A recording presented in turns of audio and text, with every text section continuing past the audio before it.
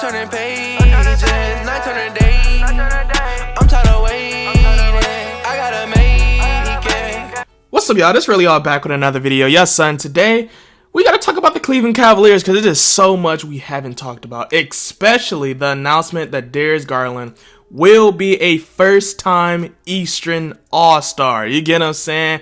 Such amazing, and it's in Cleveland. But before we get into that, I need you to smash that subscribe button. And if you're already subscribed to my channel, share it to somebody who ain't subscribed, because with y'all I know I can get there. And when y'all are done with that, I need you to hover over to that like button and smash that too, so we can tell the YouTube algorithm to share this video with the world. You get what I'm saying? I'm also possibly gonna drop some shorts throughout the day, probably one or two, possibly some on my TikTok, but that's not why we're here. So let's get into the video at hand and let's talk about some Cavs.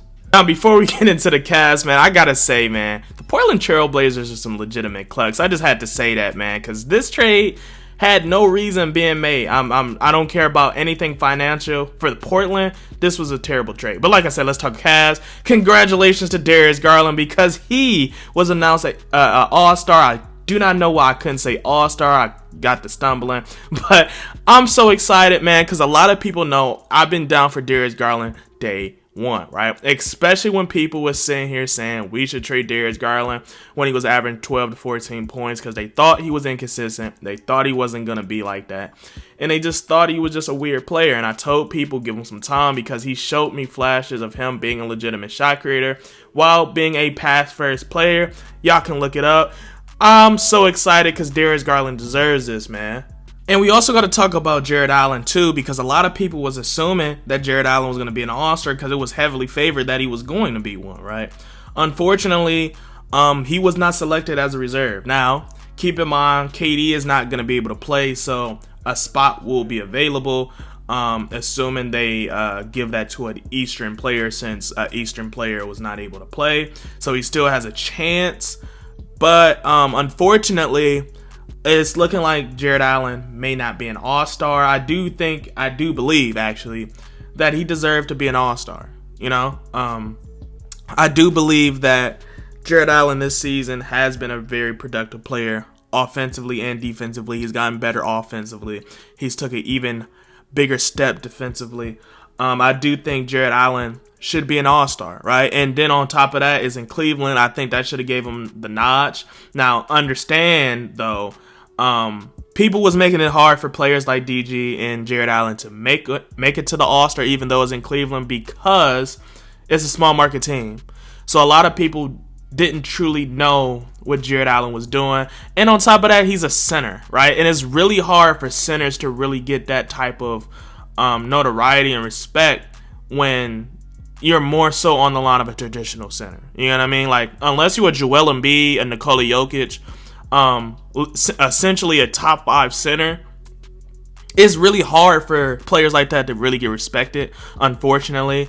And even with Jokic, like, Jokic has to essentially play like a guard to really get the nod. You know what I mean?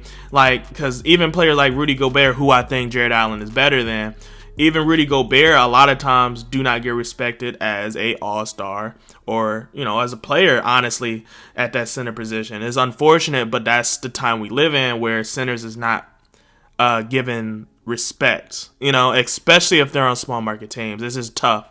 You get what I'm saying? But on a positive note, I am happy and excited that Darius Garland made it, because a lot of people know how I was doubling down, right? I felt like Darius Garland deserved to be one. He still deserves to be one. He is an All-Star. He's an All-Star caliber player. And this is exciting for the Cavs, man. This is exciting for the Cavs. Now, a lot of people know this was the first score I posted, right? And then the refs definitely bailed us out. I'm not going to lie. They definitely bailed us out, because then very quickly, literally, very quickly, they gave us a foul when a lot of people thought the game was over. Let Kevin Love hit 2 free throws, and just like that, we had won the game, right? Now, a lot of people may have mixed emotions about this.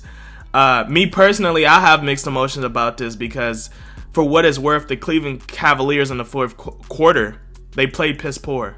Let's be honest. They was in a situation where this type of, like, this shouldn't have happened for the Cavs. Like, we was up,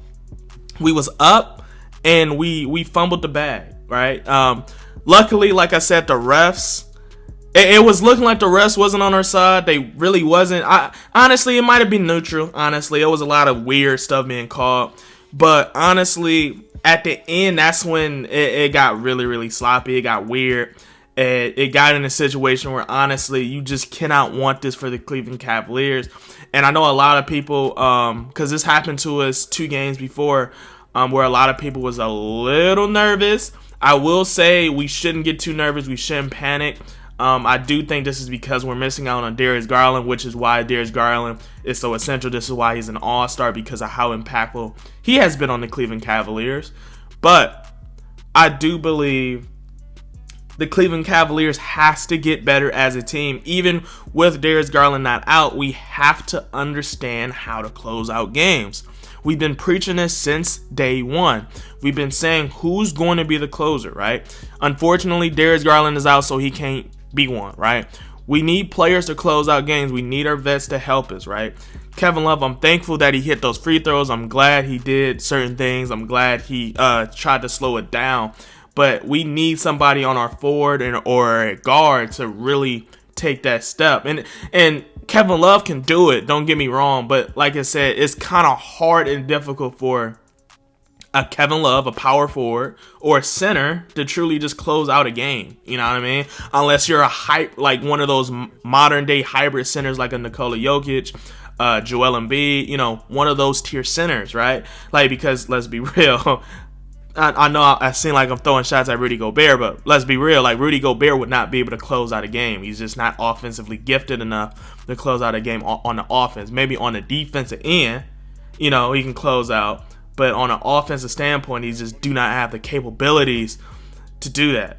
You know what I'm saying? Like not not on something realistic. Like maybe if he get a rebound, and, get a second chance, he put it back up. But not off no mid range J, no post up, no, because he had great. No, you get what I'm saying? Which is why the Cleveland Cavaliers have to get better on closing out games, because this is unacceptable. We won. I'm thankful. But we cannot let this happen again. Now, I do want to talk about some trade rumors, because we hear Julius Randle, CJ McCollum is available in the trade market. Because of my boy, Cleveland Fake ESPN, he was like, we really should make a trade. Honestly, I'm in mixed agreement, so this is why I put the poll on my YouTube and my Instagram account. Y'all should follow me there. Just because I wanted to see how y'all felt about it, because we shouldn't panic and make a trade, because I do believe we're in a situation where we don't necessarily have to make a trade, but I do think a trade would help us. What I mean by that is because a trade right now shouldn't be the number one priority, but it should be something utilized to understand that it can help us if we make the right trade, right? And it seems obvious until you see other teams like Portland who panicked and made a trade that they had no business making. You get what I'm saying?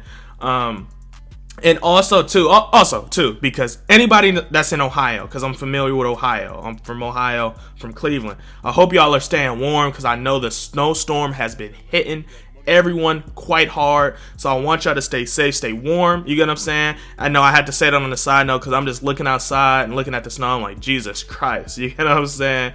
But yeah, when we talk about these trade rumors, I can see CJ McCollum being something we would look into, but like I said, the price for CJ McCollum obviously is going to be high. Well, I would assume so. I would assume so, but looking at how Portland just dealed off Norman Powell and Rocco for absolutely nothing, like literally a half-eaten bag of Sun Chips, maybe Portland may very well trade him for the free ski, right? Not saying, completely free, but in comparison to what he's truly worth for free. You get what I'm saying? Also down in the comments too, I want y'all to let me know, who do y'all think we should trade for? Because it is a lot of players I do think the Cleveland Cavaliers can utilize right now. But like I said, man, stay warm, stay safe. The snowstorm has been hitting us, and I can't wait to see y'all in the next video, man.